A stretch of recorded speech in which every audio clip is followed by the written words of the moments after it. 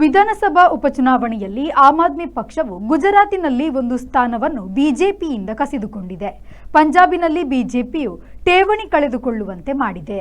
ಚುನಾವಣೆಗಳಲ್ಲಿ ಸಂಘ ಪರಿವಾರ ತನ್ನ ಅಡ್ಡವರಸೆ ತೋರಿಸದಿದ್ದರೆ ಬಿಜೆಪಿಗೆ ಕಷ್ಟವಿದೆ.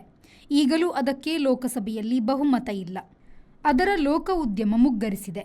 ಹಿಮಾಚಲ ಪ್ರದೇಶದ ಸೇಬು ತೋಟಗಳಲ್ಲಿ ಅದಾನಿ ಸಾಮ್ರಾಜ್ಯ ಸ್ಥಾಪನೆಯಾಗಿ ಸೇಬಿನ ಸಗಟು ದರ ಕುಸಿದದ್ದು ಬೆಳೆಗಾರರನ್ನು ಕೆರಳಿಸಿತ್ತು.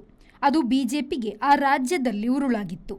ಎಎಪಿ ಮತ್ತು ಎಐಎಂಐಎಂ ಪಕ್ಷಗಳು ಗುಜರಾತಿನಲ್ಲಿ ಕಾಂಗ್ರೆಸ್ಸಿನ ಮತದ ಬುಡ ಕೊರೆದದ್ದು ಆ ಪಕ್ಷಗಳ ಬದಲು ಬಿಜೆಪಿಗೆ ಹಿಂದೆ ಭರ್ಜರಿ ಲಾಭ ತಂದಿತ್ತು.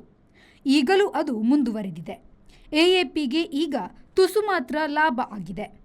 ಕಳೆದ ವಿಧಾನಸಭಾ ಚುನಾವಣೆಯಲ್ಲಿ ಗುಜರಾತಿನ ಮುಸ್ಲಿಂ ಬಾಹುಳ್ಯದ 17 ಕ್ಷೇತ್ರಗಳಲ್ಲಿ ಒಬ್ಬರು ಕೂಡ ಮುಸ್ಲಿಂ ಅಭ್ಯರ್ಥಿ ನಿಲ್ಲಿಸದ ಬಿಜೆಪಿಯು 13 ಕಡೆ ಗೆಲ್ಲಲು ಎಐಎಂಐಎಂ ನೆರವು ನೀಡಿತ್ತು. ಆದರೆ ಎಐಎಂಐಎಂ ಬಿದ್ದಿತ್ತು. ಎಎಪಿಯಿಂದಾಗಿ ಬಿಜೆಪಿಗೆ ಹೆಚ್ಚುವರಿ 28 ಸ್ಥಾನ ದಕ್ಕಿತ್ತು. ಅದನ್ನು ಎಎಪಿ ಈಗ ಮರಳಿ ಪಡೆಯಲಾಗದು. ಕಾಂಗ್ರೆಸ್ ಕೇರಳದಲ್ಲಿ ಗೆದ್ದುದಲ್ಲದೆ ಬಿಜೆಪಿಯ ಠೇವಣಿ ನಷ್ಟ ಮಾಡಿದೆ. ಟಿಎಂಸಿ ಪಡುವಣ ಬಂಗಾಳದಲ್ಲಿ ತನ್ನ ಬಲವನ್ನು ತೋರಿಸಿದೆ. ಈ 2 ಮತ್ತು ಕೆಲವು ರಾಜ್ಯಗಳಲ್ಲಿ ಬಿಜೆಪಿಯ ಆಟ ನಡೆಯುವ ಲಕ್ಷಣ ಕಾಣಿಸುತ್ತಿಲ್ಲ. Bureau report, V4 news, Gandhinagar. Our vibrant workspace at Ajanta energizes the team, boosting efficiency and productivity.